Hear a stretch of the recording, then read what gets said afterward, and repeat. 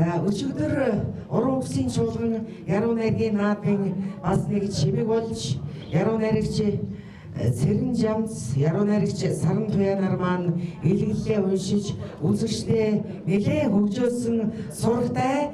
Тэгвэл өнөөдөр боловцом яруу найргийн наадмыг маань яруу найрагч Ойдов үзэгчдийн элгийг хөшөөсөн илгэлэл уншиж чимхээр ирсэн юм аа. Ингээд яруу найрагч Ойдовыг урьж байна.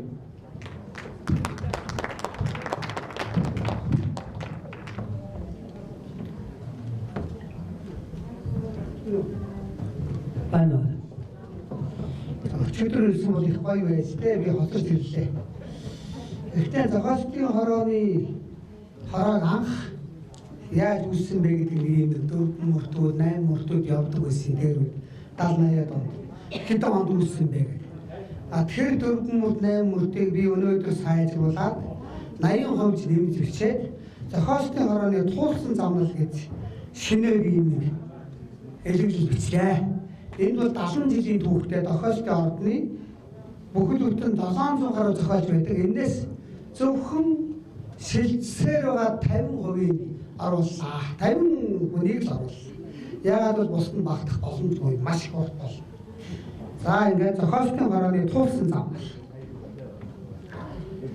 Лодоодон гадамбыг өөлөөгүй байхад, лочин гэрэнчиг ноолоогүй байхад, лодонгийн төлбийг цоороогүй байхад, ломбыг үзгээ шүүрээгүй байхад, ядмаа санхүү бариагүй байхад, явууг намын мөр болоогүй байхад, сэнгийн эрднийг сэвээгүй байхад, сэнгийн хороон дэвээгүй байхад, долмыг замуул судлаагүй байхад, долмаар жамсгалжимтаа суугаагүй байхад, дунд хар догдоржийг мөнхрөөгүй байхад, догдоржийг шалдарч мөргөөгүй байхад, доорыг огт хагараагүй байхад, доржихтыг огт шогт илрээгүй байхад, догомдыг дорнгот балраагүй байхад, дожоодоржийг харгар рүү зэлрээгүй байхад, тэрслүү чойнмыг илрээгүй байхад, тэмээснэр галсан шилрээгүй байхад, цэдвийг хороонд ирээгүй байхад, цэрэн жамцыг хоршоонд идээгүй байхад, умдаанд гайтвыг унаагүй байхад, улаан долдыг сунаагүй байхад, өрөө хаг дил тавиагүй байхад, удавлыг дээшээ дэвшээгүй байхад энэ зохиолчдын хороо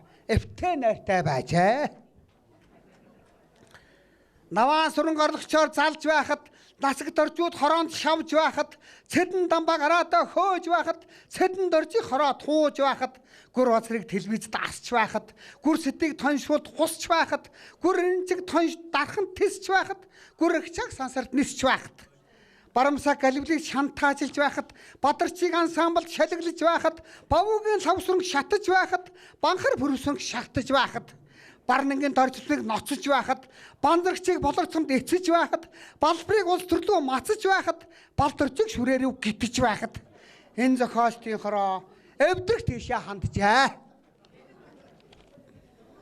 Дэндвийн бүрдэржиг дэвшиж байхад, дэрэгдээ нөхдийг нь завшиж байхад, дэлчим доржиг дэвж байхад, дээлт алтан гэрлэх савж байхад, зундын доржиг догширч байхад, зуудаг доржиг архирч байхад, 100 ал замыг зутарч байхад, 100 грамм оюнгийг задарч байхад, цоодлыг дуулаар амьсгалж байхад, чойнмыг дуулаанаар амьдруулж байхад, цом руу эчин хорлог тэмүүлж байхад, цол руу самилэнтбэг тэшүүлж байхад, цогийг зандраа эрхэлж байхад, цогтыг хүүхэн эргүүлж байхад, солмон инхвэр эрхлүүлж байхад, цоцоог сүрэнж бэлдэж байхад энэ зохиолчдын хороо эвсэл болон задарчээ.